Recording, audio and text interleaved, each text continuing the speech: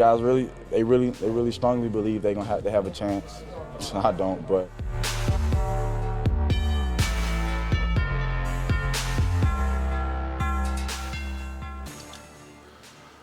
What's up, everybody? Welcome to the 247Sports College Football Show. My name is Josh Shaler, joined by Barton Simmons, Trey Scott, later by Connor Tapp.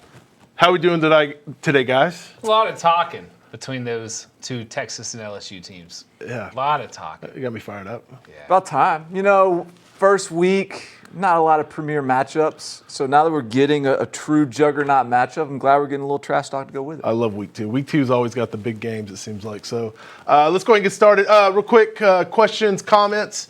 Hit us throughout the show. We'll be getting to those later after a couple segments. So just go ahead and hit us with that. And we'll have the fan of the week, of course, and we'll have your picture up there. And Barton these guys, yeah, I'm sure you'll have a lovely comment from I'm sure. Our fans are great. I love our fans.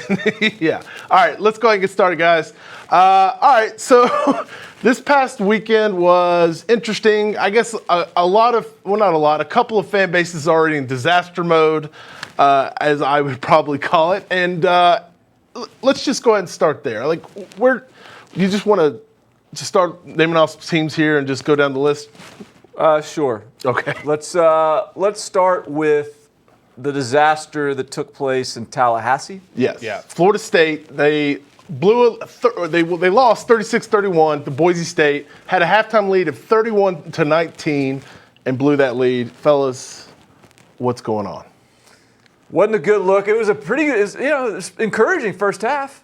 Offense clicked like we haven't seen them before.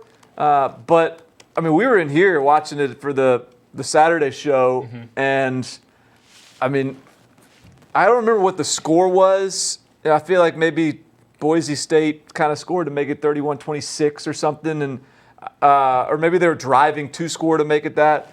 And I don't know if you remember me saying, I was like, Boise State's going to win this game. And it's like you could just see. You just felt it. Yeah, it was like they were just looked more energetic, more physical. And Florida State, the Florida team who's playing at home in the heat, just kind of wore down. With the collapse being what it was is not a great look. No. A few people have tried to tell me that there are some positives here. Me? The guy I do a daily podcast with, Connor over there, doesn't think this is a bad loss for Florida State. I don't know why you think that. They didn't score a second half point. And yeah, like James Blackman said after the game, hey, name the last time we scored 31 points in the first half. You got Cam Akers going. You got your big play receivers going. Great. But now you're 5-8 if you're Willie Taggart. There might not be any coming back from this.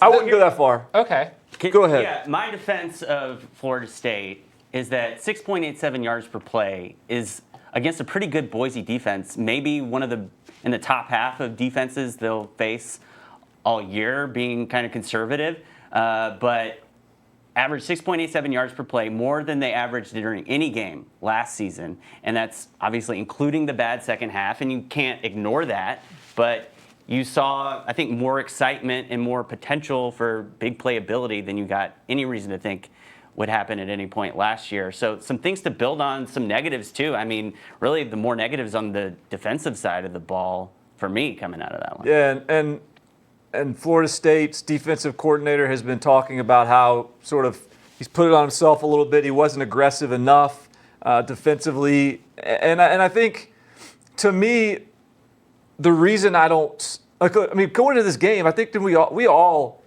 were of the opinion that Boise State could win this game, right? Yeah, half of us picked them. Right. So I think the reason why I don't – it's not – yes, this is a sort of – we're discussing this as a disaster. But, the reason I don't necessarily call this a true disaster is because Boise State's a good enough team to have this be an excusable loss and you still have a great year. The reason I think it looks really bad is the collapse. Like the second half, just total collapse.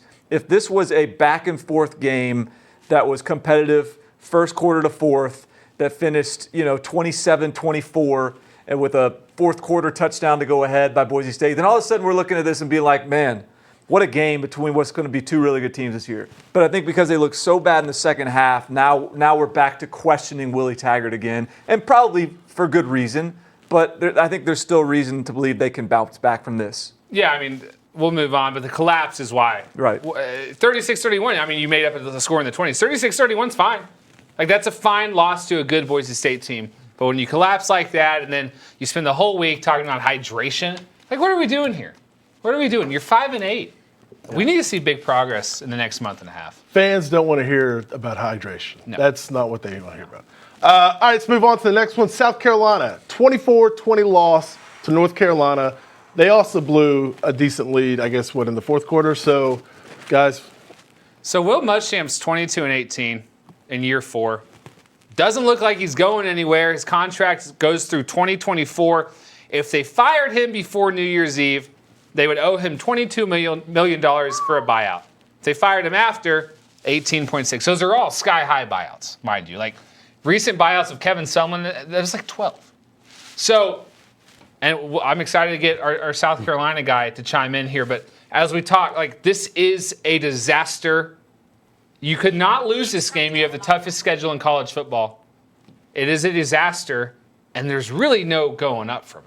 Right. Well, I think the problem with this game is if you had a bunch of other, if your schedule was looking manageable elsewhere, I think this loss is not as bad as it appears from a standpoint of, I think North Carolina is better than people assumed heading into the season. I mean, they lost a lot of close games last year. Their defense looked good. Sam Howell, freshman quarterback, really was a gamer, I felt like, coming out there and playing well. The problem is you've got at least 4 other losses probably baked into this schedule. Who are they? Alabama, you're going to Georgia, you're going to Kyle Field and Texas A&M, and you got Clemson.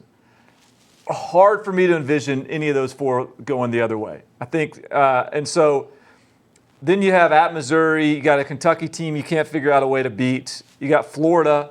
I mean, that's you could maybe count even that as a loss baked in. I mean, even App State in non-conference, like that's a brutal non-conference game. There are no breaks. Yeah, so this is, I think that's the problem here is just the schedule the rest of the way. You had to count this North Carolina one as a win. Like, you had to get that one. They didn't get it. To get to, like, fringe bowl eligibility. And the problem here, too, if you're talking about sort of the disaster that this presents, is that the quarterback play wasn't good. Jake Bentley has not improved. Now he's injured. Now we got a true freshman. I'm sure that a lot of South Carolina fans are like, well, look at, like, let's, maybe this is the next Jake Fromm or whatever. But that's, I don't think, a realistic expectation. Maybe it happens, but I wouldn't expect it. And secondly, this was, when we were watching it sort of in passing, I was, it looked like North Carolina stole the game. But upon second review and looking back, North Carolina outgained South Carolina by like 200-plus yards. The only reason that this game wasn't – the reason this game was as close as it was, in part, was because North Carolina was kind of playing with kid gloves with Sam Howell, trying to protect him in the red zone, not turn the ball over. And so they missed a couple scoring opportunities, and South Carolina sort of took advantage of that. But truthfully, I mean, North Carolina was clearly the better team on that day. 2 things, Connor, I want you to unpack, unless you want to take it somewhere else. Okay. Expectations for Helinski, and is there any way out? Like, is there any way out of this Muschamp thing? When you say any way out, help me understand. Are South Carolina fans stuck with this regime for the next 2 to 3 years? Oh, yeah. For buyout reasons, if nothing else. I think the number out there is somewhere around $18 million for what it would cost to buy Muschamp out now. And some people think that AD Ray Tanner has maybe structured it that way, knowing that this season's schedule was brutal and next season might be difficult too, to kind of buy Muschamp some time. So at least if we're talking about hot seat for Muschamp, yes, the fans are mad. I would say it's probably around 60%.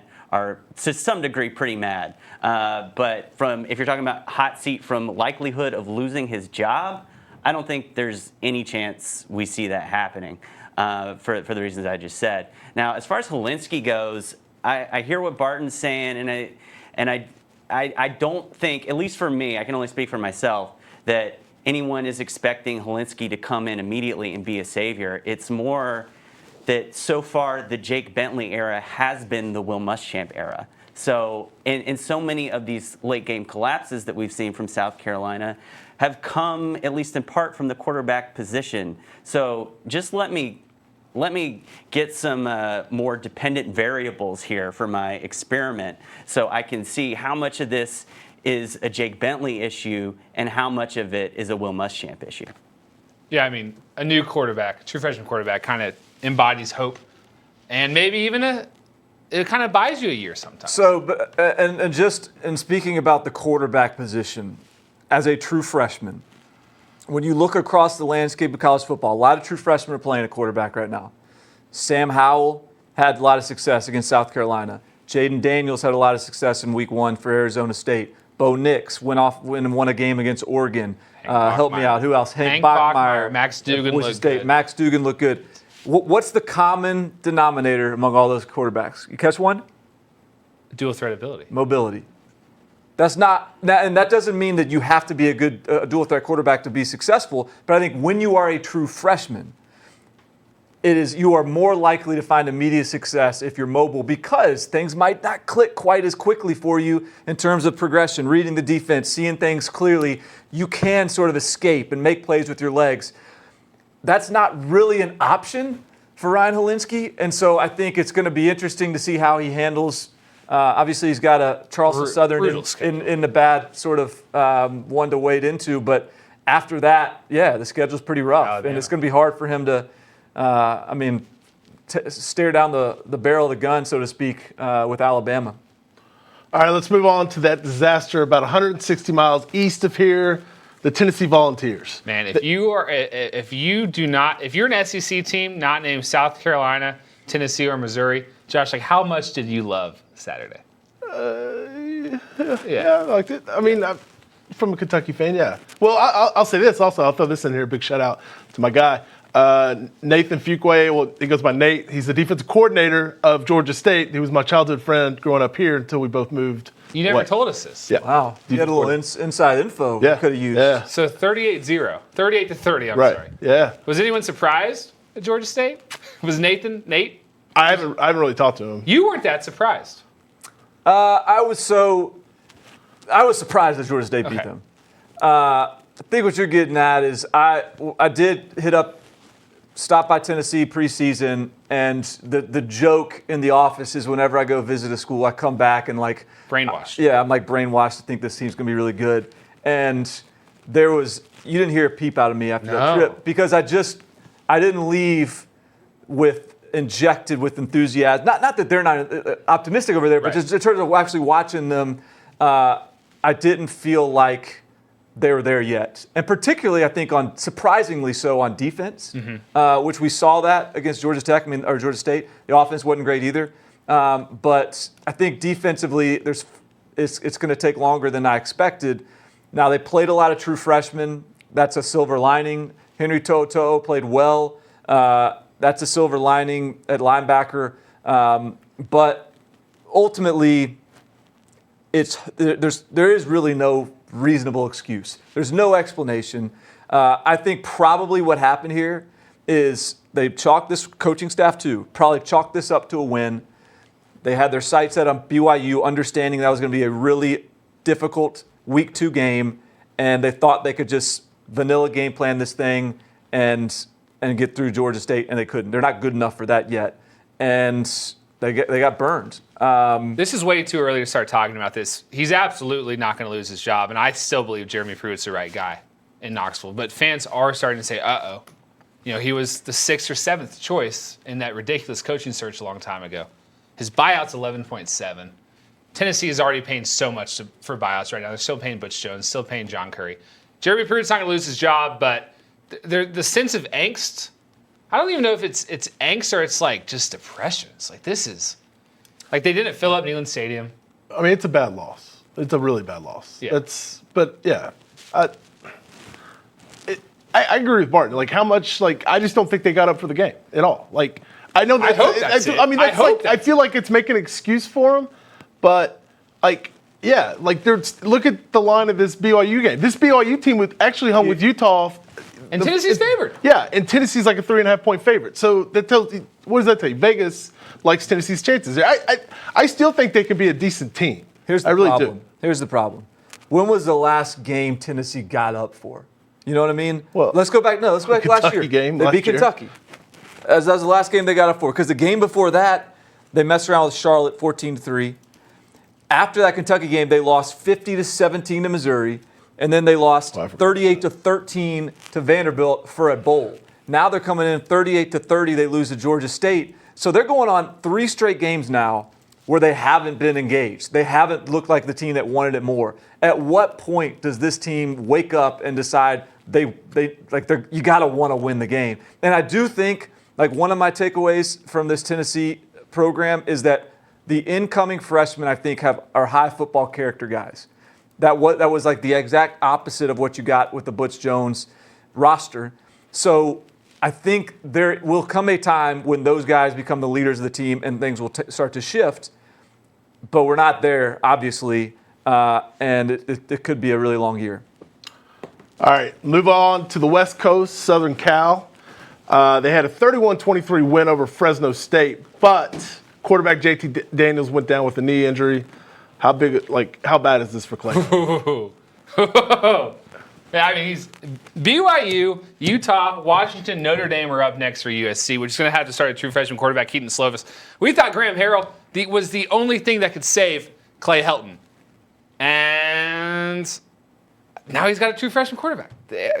What do you expect from the air raid, and then maybe what do we expect from Clay Helton in general?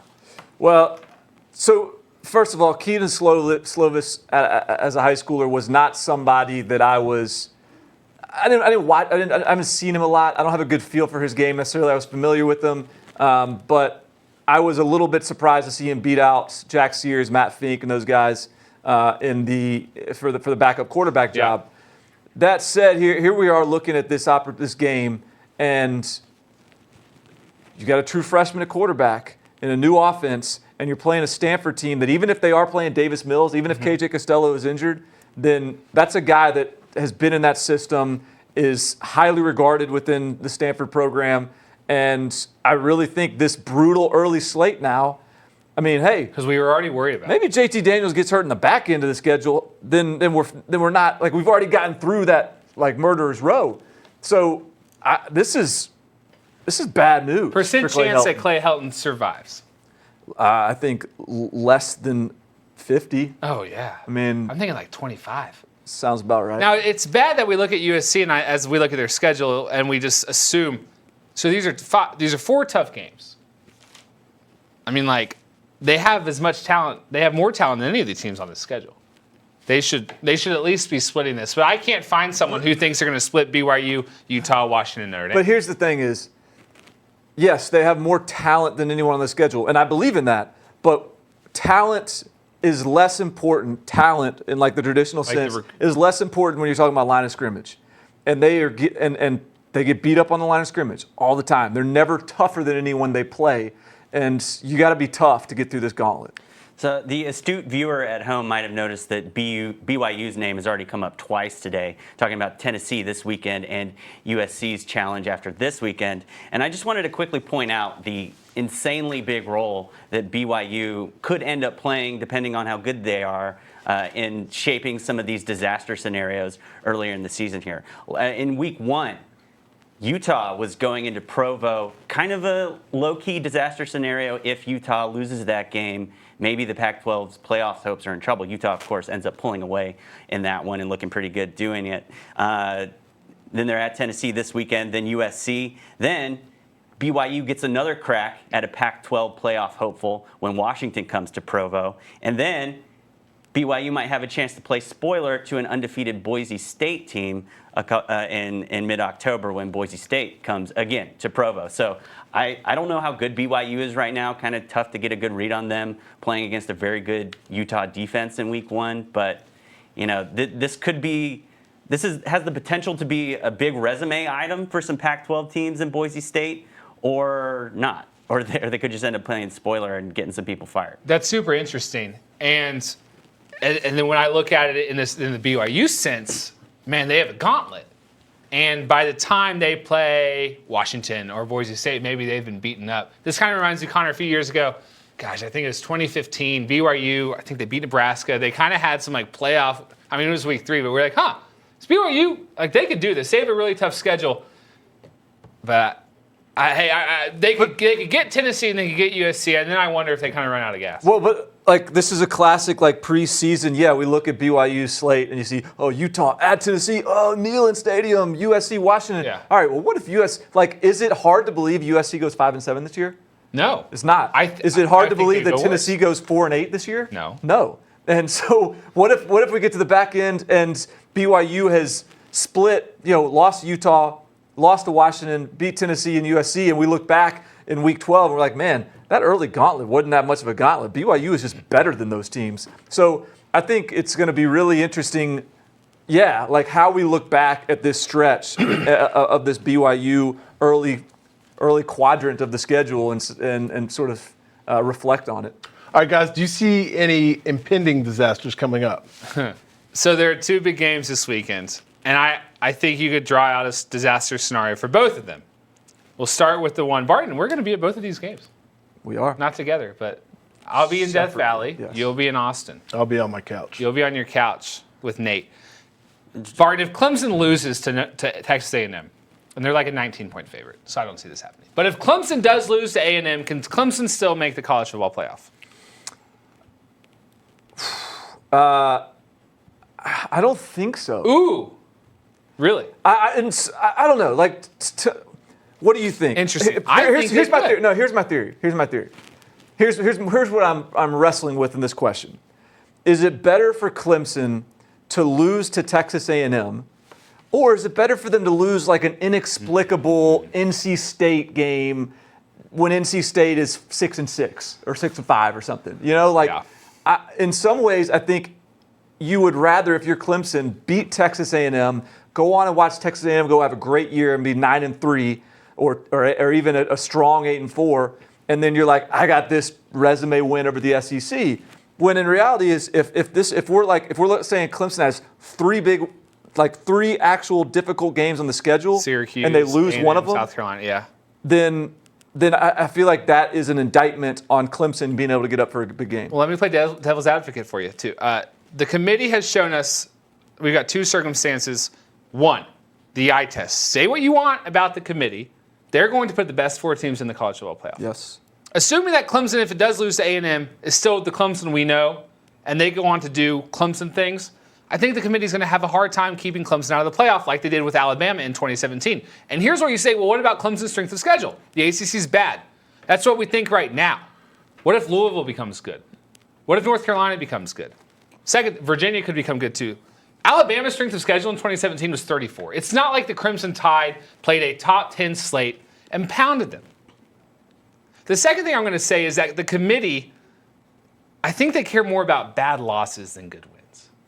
Ohio State, what stung Ohio State? The losses at Iowa, the losses at Purdue. Those are the unforgivable ones. We can't get over those. I think if Clemson loses this game, which I don't expect them to, if Clemson loses this game and then returns to form, runs the table, wins the ACC, I think they're still in. They're an 18-point favorite over a good Texas A&M team. That seems big. That's crazy. Yeah, and well, the line moved after week one in Clemson's favor. Right. I thought the line would shrink because Clemson didn't look so hot against Georgia Tech, and A&M looked really good against Texas State. Well, to answer Barton's question, I would say this loss wouldn't hurt them as bad as it would like an NC State loss or something like that. I think A&M's actually going to be a good team coming up this season. Yeah, but he's saying he wants Clemson to have that quality W. I think maybe if Clemson has to lose a game, I think it's Syracuse. I think okay, because you beat A&M, so you went to the Carrier Dome. I don't know, but I don't think it's a disaster. I think there's a lot of season left to play, and we don't know what's going to happen because the Pac-12 might already be knocked out, which is a conversation that we had last week. The second impending disaster. And these are the disasters we can predict, because ultimately, what's a disaster? We don't know what's going to happen. A disaster is what you would never have seen coming. A disaster is Georgia State coming to your stadium and kicking your butt. All right.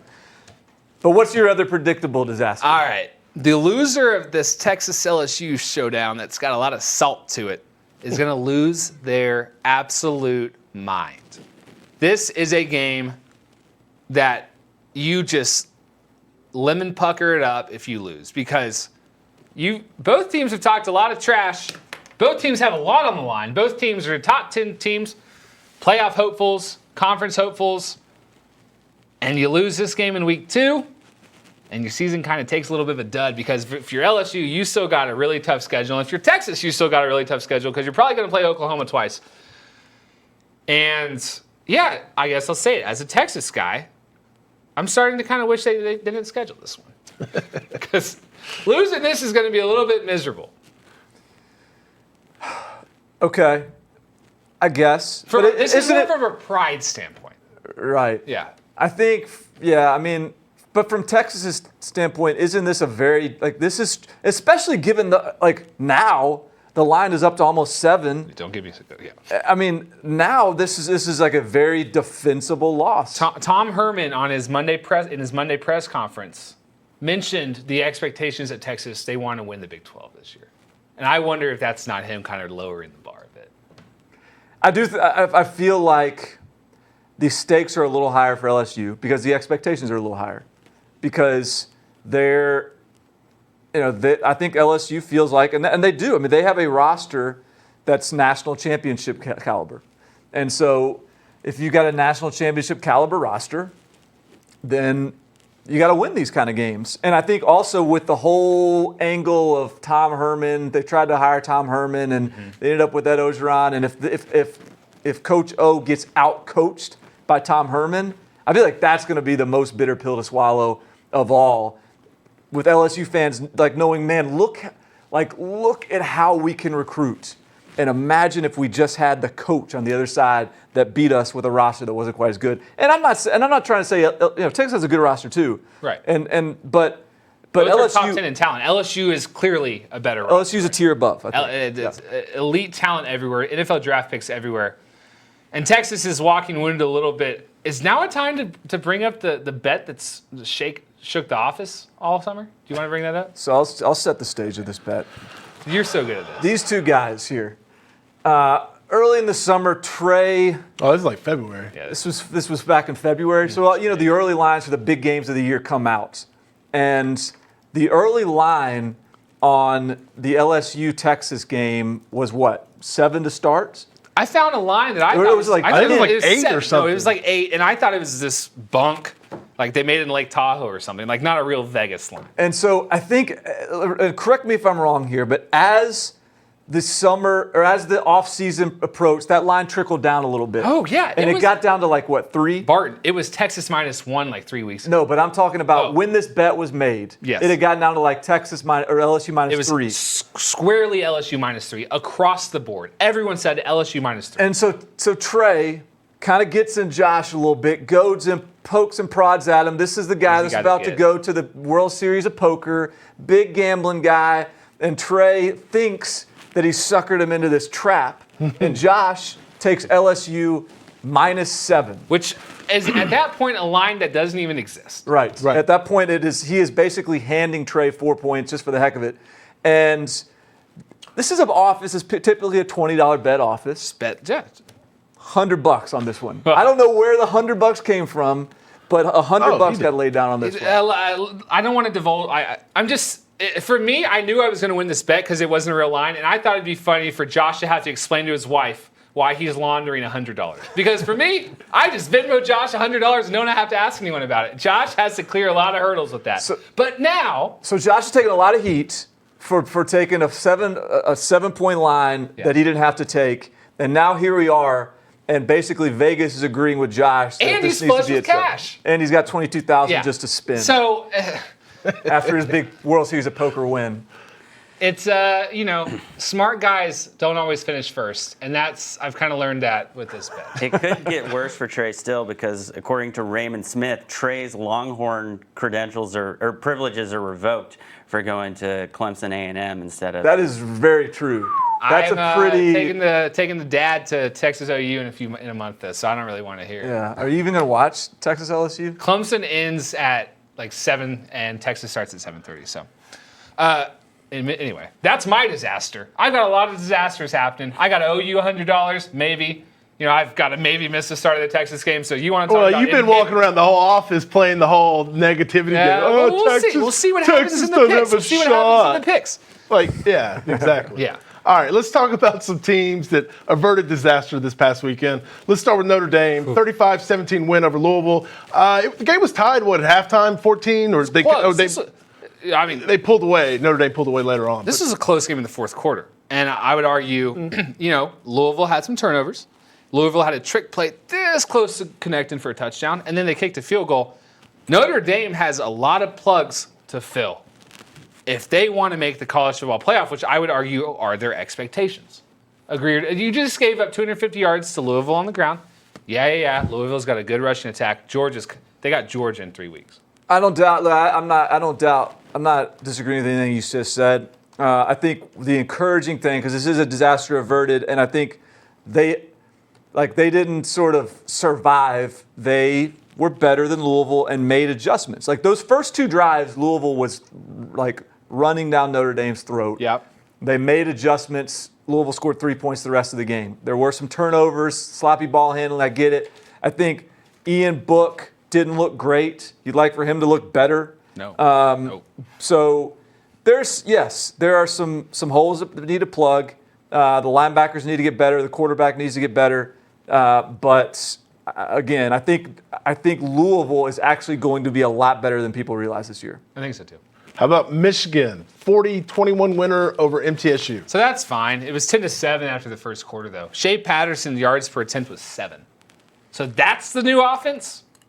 Yeah, I think one thing upon rewatch of that one, the defense looked a lot better than I remember when I was watching it in passing, sort of channel surfing. Mm-hmm. The defense was pretty dominant. MTSU had sort of a broken play touchdown, scored off of a fumble. Like they had short fields when they scored. So the defense is as good as ever. And look, it's a big surprise. There are some growing pains in a new offense in week 1 against MTSU. So I am reserving judgment that the offense should be a concern at this point. How about Iowa State? 29-26 winner over Northern Iowa. Woo! Went to 3 overtimes. We watched that one here in the Saturday stream. Northern Iowa deserved to win that game. They should have gone for should have gone for 2 in the second overtime, just saying, guys. But hey, Iowa State survived, and that's good enough for week 1. But it is concerning because this is a team that you picked, I think, to play for the Big 12 championship. Yeah, but this is a team, I think this is the Big 12's version of Michigan State, in that you can't ever read too much. But no, I'm just saying, Michigan State has gone to the gone to the playoffs as a team that wins ugly. You can't read too much into close wins, and because you'd also know there are going to be some close wins against big blue blood teams as well. So again, as much as like most teams, if they take Northern Iowa into 3 overtimes, I would be in disaster mode. I think with Iowa State, just with their style of play, my hunch is that we shouldn't get too worried about this one, but we're going to find out real quick this weekend. On a week 1 where a lot of good teams' favorites fell, maybe it's enough to win, but I am a little bit concerned about them as a Big 12 dark horse. All right, finally, how about Auburn Tigers comeback win over the Oregon Ducks, 27-21 win. I want to throw this out here real quick. I thought that throw by Nix at the end of the game, that reminded me a lot of the Les Miles LSU Auburn game where he just threw it up there, no timer. I mean, that was a dangerous throw. Look at you pulling out some old SU. That was a little scary. I can't believe. Was it reckless, Barton? No one's talking about this because it's Bo Nix and Bo Knows and all that great stuff. He wasn't that good. It's 13-31, yeah. I think. Gus Malzahn's play calling left a lot to be desired. I got to be honest with you. Even on the last drive. That last drive, for them to be in field goal range and for him to call a shot play to the end zone that was essentially a jump ball. I mean, that was a floated pass on the goal line that in an alternate universe could have been intercepted. And then what are we saying? We're absolutely hammering Gus Malzahn. And so, hey, they figured out a way to win, and they won. And that is Gus Malzahn for you. He is a little bit of the new Les Miles, I think, probably like in sense of just, I could believe it doesn't always, I don't know how he does it, but hey, he just sort of Houdini's himself out of these traps sometimes. But I still believe their offensive or defensive line is really good. Yep. I still think Bo Nix is a really good fit for that offense. And I think that they're going to get progressively better offensively as Bo Nix gets more experience. But I don't know we come out of that thing thinking that Auburn is a contender in the West or anything like that. We got a question from Dwayne Coleman, who says, Barton, do you still believe Auburn will beat LSU? I'm not 100% sure, Barton, whether that's the way you picked that game. But Probably at some point in the summer. We started those pretty early in the season. No, I don't. I don't know if I made a summer pick. I believe you if I did. I don't know if I made that summer pick, but as we sit here today, look, I think my theory with Auburn in my Barton Makes Picks was that they'll get somebody. They'll get somebody good. They'll catch Florida. They'll catch LSU, maybe Georgia. I still tend to believe that. I don't know who it's going to be. I still think that Auburn is still capable of getting another really elite win somewhere along the way. But it's hard for me to I don't think they're better than any of those teams. I think as the schedule gets easier in the next few weeks for Auburn, you kind of throw Bo Nix into that crock pot and say, all right, after this, you're going to come out much more seasoned passer than you were in week one. Maybe the offense becomes less turnover happy, a little bit more reliable, a higher floor, basically, is what I'm trying to say. You got any more questions? Or? Oh, yeah. I'm doing a full-on questions? Yeah. Sorry, I thought we were diving right into it. Go right ahead. So J.D. McGinnis wants to know, how do you feel about the Ohio State offensive line and Justin Fields staying in the pocket? How do I feel about him staying in the pocket? I have a nice run. I think he's going to have to stay in the pocket this week. From what I saw, and granted, I didn't watch every play, but from what I saw at the FAU game, he wasn't. He was staying in the pocket when it was clean, but there seemed to be a quick trigger to scramble, and that is something I think to watch. Is Justin Fields going to be sort of taking the exit route quickly all year long? Because I think he's got to figure out how to work within the pocket and be really successful there. I didn't quite see enough of that to make me feel confident, but he's got some time to grow there. I do also think fans and coaches were pleased with the play of Rutgers offensive line transfer Jonah Jackson. That was a big one. Yeah. Sam Kemmer asks, Muschamp couldn't do it at Florida. Why would you believe he could succeed at USC? So props for Sam Kemmer to call in South Carolina USC. But I don't know. Finding a question out of that. Have we seen any evolution from Muschamp at South Carolina from Florida, or did the Gamecocks basically get what they paid for? There's so many layers of this. South Carolina, this is going to be a tough year, obviously. But if South Carolina is hovering around 7 or 8 wins, as much as we want to hammer on Will Muschamp, that's probably a reasonable place for South Carolina to be. You have to play Georgia every year. You have to play Florida every year. You have to play Clemson every year. You play Texas A&M every year. And you got to play Kentucky every year. Oh, touche. Kentucky's won like 5. But those programs are at an advantage over South Carolina, whether they like it or not. There's a time when Dabo couldn't beat South Carolina. Maybe this pendulum swings. I'm not saying that's going to happen anytime soon. Connor, I want to throw this at you, Connor. Uh-huh. I think part of the frustration in the South Carolina camp is that they have what they consider to be some of the best facilities in college football. They do. I think South Carolina does have quietly one of the best fan bases in college football when you consider that when they're going 2-10, they're filling the place up. I remember back in the 90s. In the 90s, that place was rocking when they were terrible. And so you've got this high-profile coach, you've got facilities, you've got Clemson in the same state that's winning national championships. You got an SEC East that's down. Do you think that is why maybe there's a little more unrest than maybe someone outside of the state would think, given that they're hovering around about where South Carolina should be?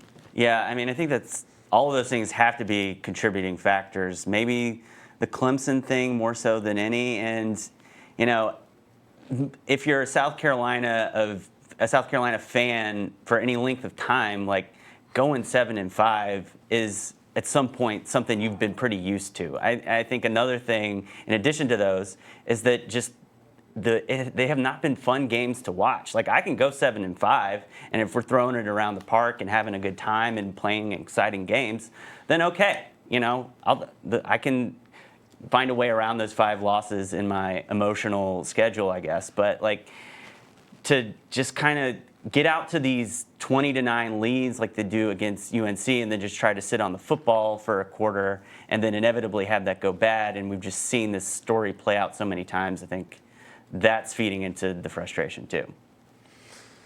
Yeah. What else we got? Keith Ledwig says, I think the question should be, if going back to our Clemson A&M discussion, and if Clemson loses, can they still make the playoff? He says, I think the question should be, if A&M beats Clemson and has a 2-loss season, do they deserve to be playing in the Final Four? It's a sneakily good question. Yeah. It's a development that could happen. Maybe we give it more airtime. But you can't. You really can't. Yeah, you really can't weigh a 2-loss team unless you we have no idea what the rest of the country did. So you can't really answer that question right now. I think it's a fair road to go down at some point. But let's see if they beat Clemson first. That's all the questions we got for now. Keep them coming. All right. Thanks, Connor. All right. So it's time for this week's Boiling Point.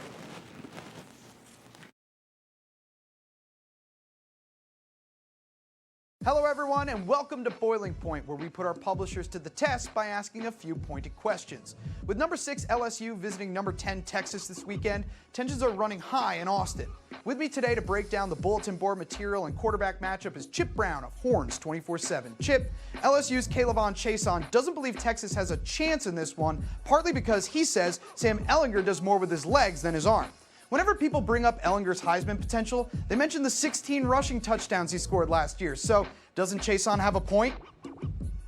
Well, Chason needs to worry about Sam Cosmi, the left tackle from Texas, who dominated him in the 2016 state playoffs. Sam Ehlinger does whatever it takes to win. I mean, the guy is a winner. Blood and guts, warrior. We saw it against Georgia. He threw it when he needed to throw it, and he ran it when they needed him to run it. And look, in Tom Herman's offense, Sam Ehlinger is going to run, and he's probably going to run a lot in the red zone, because when the quarterback runs, you gain an extra blocker, and that's been Tom Herman's MO. Everybody knows it. The defensive coordinators know it, but Sam Ehlinger is a force of nature. But when he's needed to make throws, he has gotten his team down the field. Has it been dink and dunk?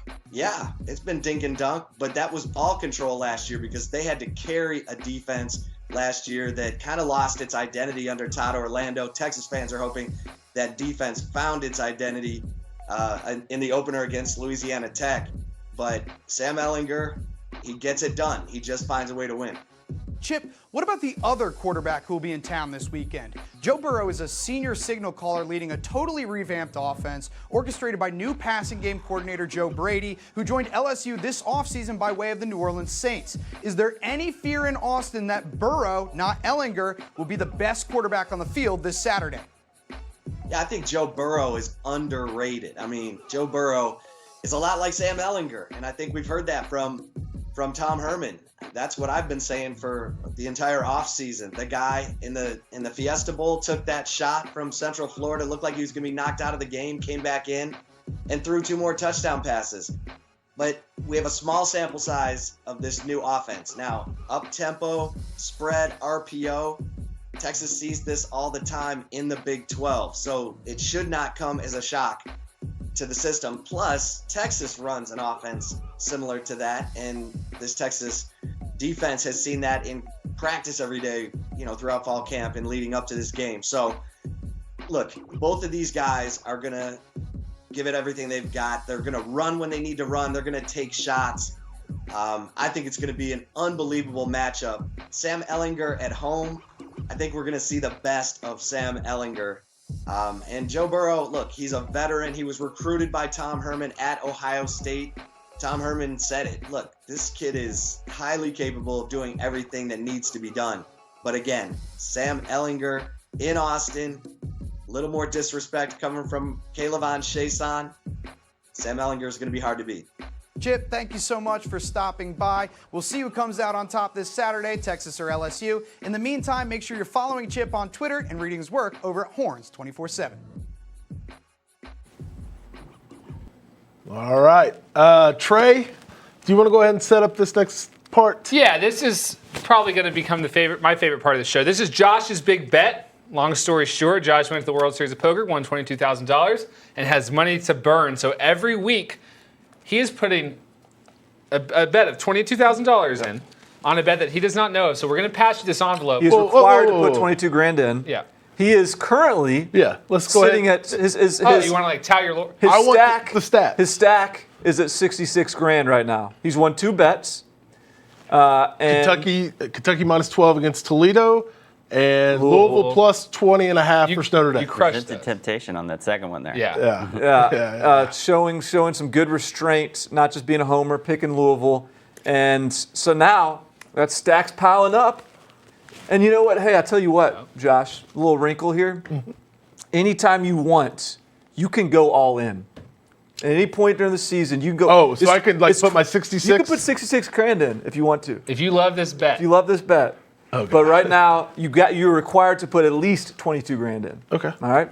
Here we go. He doesn't know yet. So, okay, once you open that and read it out, the clock starts at 15. You got to give us your bet and tell us why. Read it out, too. All right, BYU at Tennessee. Tennessee's minus 3. I'm going to say Tennessee. I think they're a better team than what they looked like last Saturday. I guess it's a must-win game, right? I mean, if not, their fans are going to check out, lose faith in the team, if the ones that haven't already. So I like Tennessee minus 3. All All right. 66 grand. Here we go. You're just going 22. Yeah, right? I'm going 22. Okay. I don't know Here we go. about that one. You don't love one's a that lot. one. And I want to congratulate you on your 2-1 versus the over/under. That's right. Yeah, On a heater. yeah, you're on a big eater. Are we going to make like a big to-do about it? Like throw a parade for Barton? No, oh God, you just hold this in early. Barton could go 2-7 and we'd throw a parade for him at this company. All right, it's time for Takeapalooza. These guys got some hot takes for this week. Trey, you want to lead us off? Yeah, not to turn this show into State of the Kates via South Carolina, but my take here is that Jake Bentley is somebody else's starter in 2020. So he's out for 6 weeks. Ryan Helinski, by that point, is going to kind of have the job secured. No reason to toggle quarterbacks. Jake Bentley takes the red shirt, transfers somewhere else. Hey, man, maybe he transfers to Georgia. Maybe he transfers to Alabama. Maybe he's not good enough for Alabama, but maybe he goes to Georgia. I'm just saying, we've talked about this before. Next year has a lot of big marquee programs kind of restarting and resetting at quarterback, and we've been waiting for the big marquee grad transfer. Well, maybe it's Jake Bentley.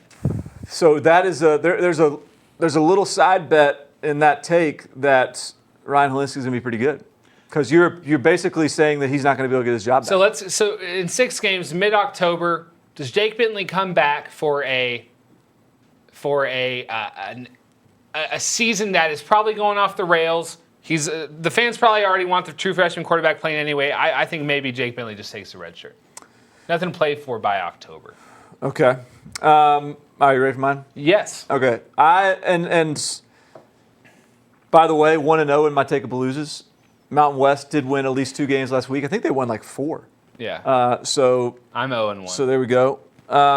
Here's another one that I'm going to hit.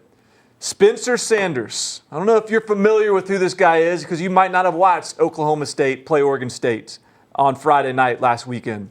But he is the redshirt freshman for Oklahoma State, and he will be a Final Four finalist for the Heisman Trophy. That is my quantitative take that we can decide whether I won or lost on it. But my more broad, abstract take is that he will be the best quarterback of the Mike Gundy era. Yeah. Wow. So to do that, he's got to be better than Brandon Weeden, Mason Rudolph, Zach Robinson. And frankly, given what he showed in week 1, I think you're onto something. Because those guys, Zach Robinson was a great runner. Brandon Weeden and Mason Rudolph, obviously great arms. This guy could do both. And I think, I haven't looked, this is just off the cuff here, I haven't looked into this, but I'm pretty sure he's the highest rated recruit Absolutely. at the quarterback position of the Mike Gundy era. So I wonder what Rudolph was. and I think he was either a very low 4-star or high 3-star. But and Spencer and Mike Gundy has said in the past, he's been like I want the 4 stars too, because he catches heat about recruiting. He says I want the 4 stars too. Yep. They don't always want to come here. Like, I'm looking for this guy. He's like, we try. We try. They go to Norman. And this guy picked Oklahoma State, and I think he's going to reward Mike Gundy handsomely. He's going to crush it. And I think Mike Gundy's going to reward him. That's a good fit. All right, thanks, fellas. Let's tackle some more questions if you got them, Connor. I do not think I have any new ones right now. Okay, cool. Sorry. All right, let's just go ahead and dive into the fan of the I got week. one. Oh, go ahead. Kevin says, just got on here. What do you expect out of the 2 QBs between Longhorns and LSU? Not to kind of spoil any picks, but kind of going off the board. Oh, well, we're doing fan of the week now. we All have right, fan of the just week. read me fan of the week. Who's the question? We'll circle back to that Okay, question. what was the question? This is from Justin Barber on Facebook. This is his question. So now there are 6 SEC teams in the top 12, and Auburn plays the other 5. Does Auburn have the toughest schedule in the SEC? What is your opinion? South Carolina and A&M still do. They So have to play Clemson. I feel like I got to do a little research on that one. So Auburn has got where are they playing on the road? Let me pull this up. Auburn's it. got road games at LSU, at A&M, at Florida. All right. So our other options are what? South Carolina, or A&M. It's South Carolina and A&M. A&M's got there's a lot of home games. At Got at Georgia, at Clemson. LSU. I don't know, man. I mean, Auburn's schedule is obviously difficult, but it's the same thing we were saying all summer. It's the same thing that's still true now. It's Texas A&M and South Carolina are continuing to have the toughest schedule in the country. Because they got Clemson on their schedule. Yeah, they got Clemson. And that Clemson's a nod above Oregon. Yeah. Texas A&M also plays Georgia, Auburn. So You want to hit another question we just Yeah, got? yeah. Roddy Schaefer on YouTube says he's excited to see if LSU's new offense is for real. If so, could be very scary for college football. They've always had NFL talent everywhere, and D is always elite. If the O is impressive Saturday, wow. So what do y'all think? Joe Brady's new look LSU offense? I mean, they showed. Yeah, they showed it different. I mean, it finally looked different against Georgia Southern. is there a little bit of an overreaction going on with that game? There might be. Okay. But I do think it looked different. I mean, They had some Saints to it. It looked like, even when in the past, when they've blown out teams early, like, it's still the same old plotting, we're going to out LSU you. Mm-hmm. This looked evolved. Yeah, we'll see. Texas secondary is pretty talented. I'm excited. All right. You got any more? You want to take the other? Well, this one, I guess, could lead us into our picks, maybe. Christopher Martin asked, can Nebraska's offense turn it around this week and defense have +3 takeaways against Colorado? So that's pretty specific. Let's do it. Let's use that to jump into the picks. Ready? Yeah. All right. So I guess I'm first up here. I feel like I got burned last Hold on, week. we're gonna take a look at What we did? how we're doing. Let's see. Hold your horses, Connor, Sorry. because you're still in last place. Yeah. Josh and I are always going to win this thing because Barton overthinks things, and on Connor, I don't know what's going on with you, man. But man, you're already 2 games behind. So Yeah. jump back in. So trying to learn some lessons from my failures week 1. Feel like I went with too many questionable offenses traveling on the road. So for that reason, not feeling great about Nebraska at Colorado. I'm going with the Buffs. I'm going Colorado. They ran roughshod in week 1 over Colorado State, and now I think they get Laviska Shenault involved. And I'm kind of disappointed that everyone seemed to have piggybacked on my pick. So Colorado.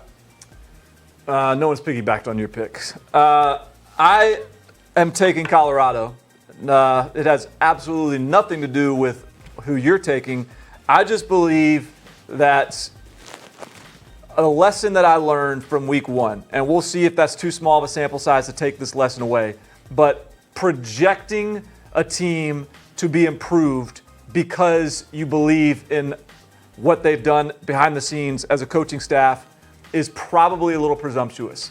All we've seen, all we know about Nebraska is what they did last week, which didn't look very good against South Alabama. Now, granted, I wasn't overly impressed with Colorado defensively against Colorado State, but offensively, I think is the one area where we can trust Colorado. You can trust Steven Montez, you can trust Laviska Shenault, You can trust the running back Fontenot. You can trust Katie Dixon. Like, they have playmakers at the skill positions.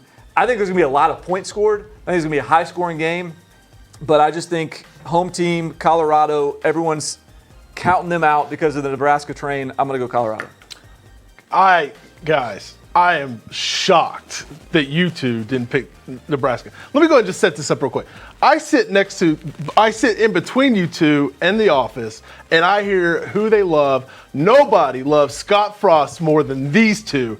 And the fact that they're picking Colorado over Nebraska, wow. We haven't seen Scott watch the show in a while. And maybe when he starts watching it again, we'll start to pick Nebraska again. Give me Nebraska. Your love is rubbed off on me. They got Wandale, of course, and then if Nebraska wins, then I'll count that as like a half win by helping to influence you on the correct pick. Love. There you go. I'm shocked. I'm just saying. Cincinnati at number 5, Ohio State. Ohio State's a 16-point favorite.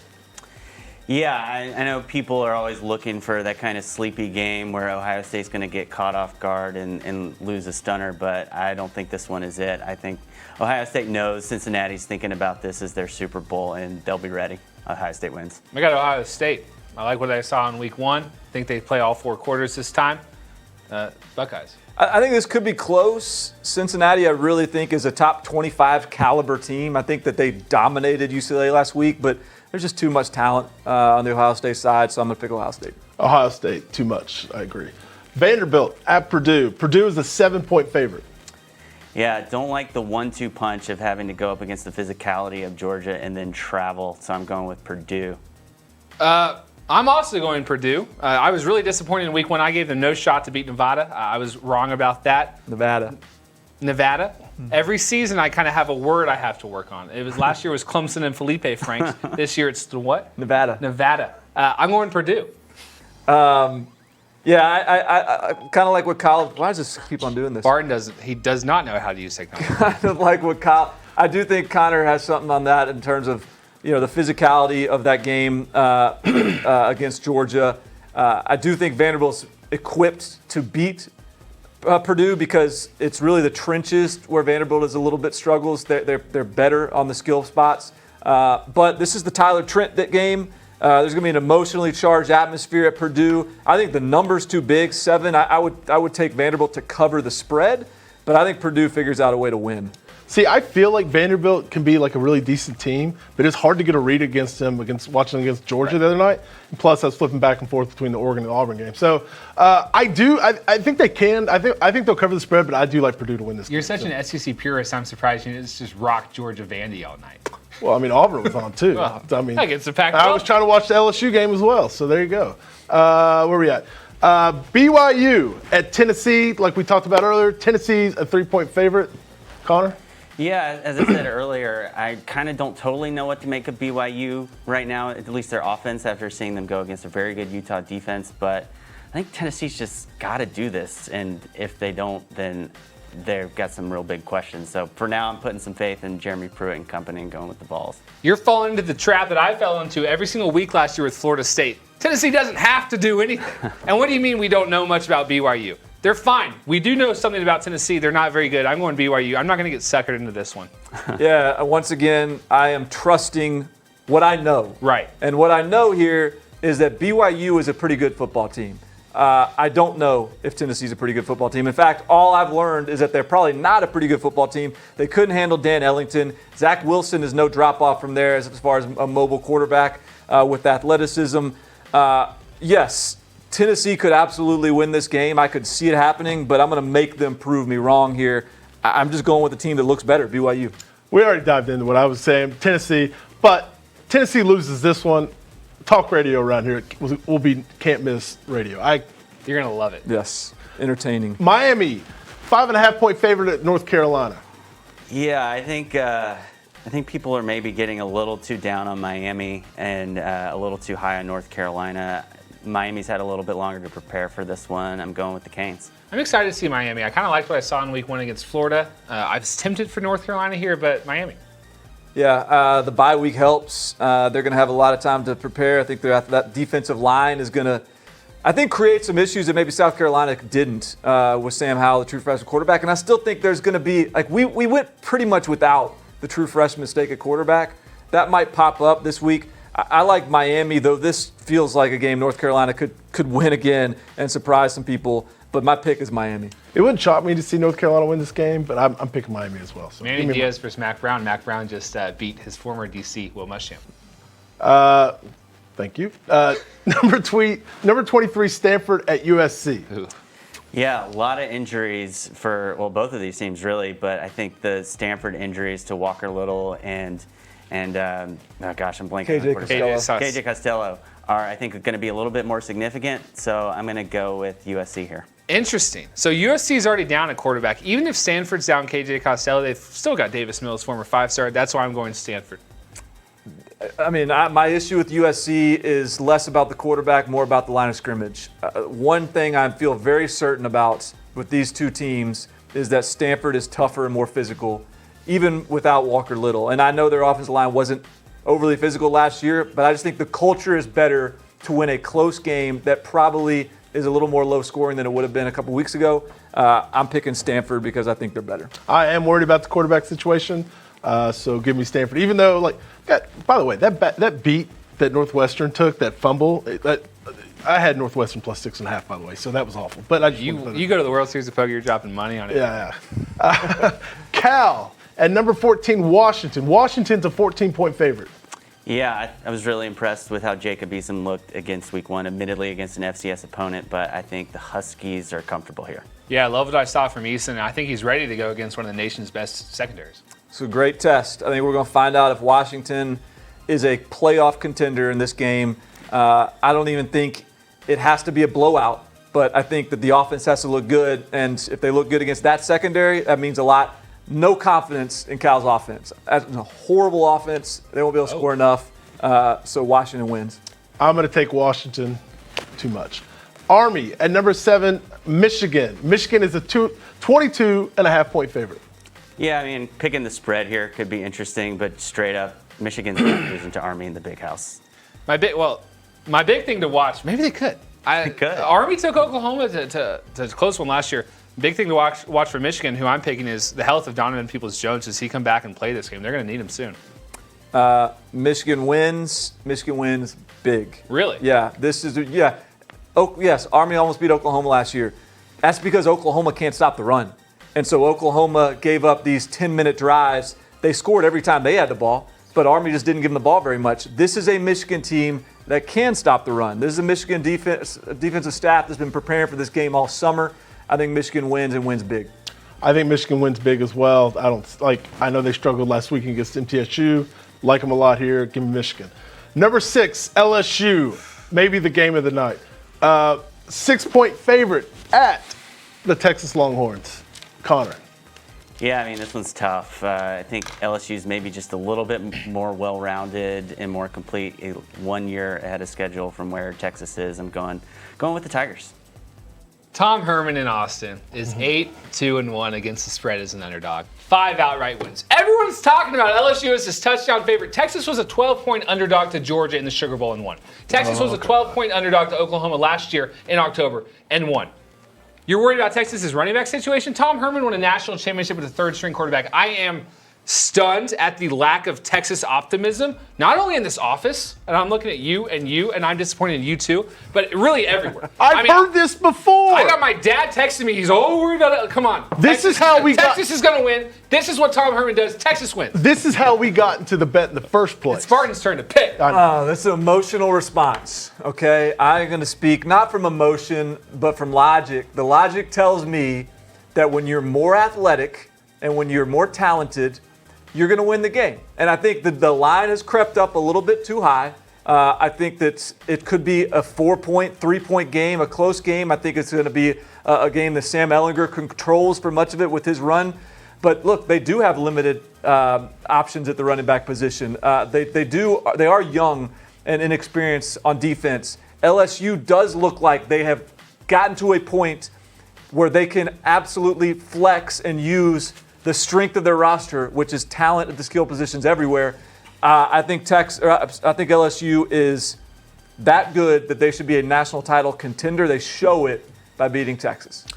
LSU 24, Texas 14. Oh. And I take my lovely bride and my son to a nice dinner at Cinco de Mayo with that newly Trey's money and just appreciating, the bet and what we've had together. I can't wait for that next week. So, and then finally, number 12, Texas A&M at number 1, Clemson. Clemson's a 17.5-point favorite. I've seen 18 as well. So, Yeah, big fan of what Jimbo Fisher is doing at Texas A&M. But just thinking back to last year and every time we got excited about a Clemson and Alabama matchup in the regular season and just how monumental of a task it always proved to be for somebody to even give them a fight. So I'm going Clemson until proven otherwise. It's close for 2 quarters as Clemson's secondary, which was not tested against Georgia Tech, has to deal with Kellen Mond. But Trevor Lawrence bounces back from a really tough week 1. Finally starts to find Justin Ross. Travis Etienne does his thing. Clemson wins and covers. I'm shocked that the line is this big. Well, I guess I'm shocked that the line. Yeah, I'm shocked the line is this big. I think it's going to be a close game. I think Texas A&M is they know how heavy the weight is in this game. They felt it on their back. They've competed with Clemson before. They're a better team this year than they were last year. Kellen Mond's better. The defensive line is better. But I think Clemson still wins this game. It's a 1-possession game late. Whoa. I got Clemson as well. They're number 1 team. I do think, I agree. I think A&M keeps it close or within 7, maybe 10, something like that. I don't think, I agree with Barton. This line it just doesn't make sense to me. Give me an A&M plus 17.5. It's going to be a good weekend of football. I can't wait. Yeah. I mean, last week was kind of, We got a lot of upsets, but Barton's going to be in Austin, checking that scene out. I can't wait. Are you going to the game? Yeah. Going to the game. What's the name of the place? Yeah, Little Woodrow's. Oh, on West 6. So Barton will be at Little Woodrow's on West 6. Is this for CBS Sports HQ? This is for we're doing like a pregame show. So I want all of my Texas followers who got to Little Woodrow's on West 6. It's not that far from DKR. Pregame and hang out with Barton. Maybe if you tell me where your tailgate is, maybe I'll stop by during the day and have if you got a beverage for me, I'll take it. He likes domestics. All right. All right. Well, thanks for joining us. For Barton, for Trey, Connor, Mike in the back, Colin, Ted, of course, Ted. Of course, always Ted. Kevin Borland. This episode was dedicated to Ted. Yeah. Thanks for joining us. We'll see you next week. Football is back, and 247 Sports has you covered. Our podcast network has a deep selection of shows. Start your day with College Football Daily, then subscribe to the team-specific podcast for your favorite school. Stay up to date with news of the week for each Power 5 conference at 247sports.com. Then join the debate by diving into our all-new message boards. Tune into the 247 Sports College Football Show, Mike Versus, and other live broadcasts on Facebook and YouTube for more news and entertainment from our team. And before your head hits the pillow on game day night, make sure you pull up CFB Overtime, where you'll find the best of Saturday's action all in one place. Come to 247 Sports, where we're talking your team all the time.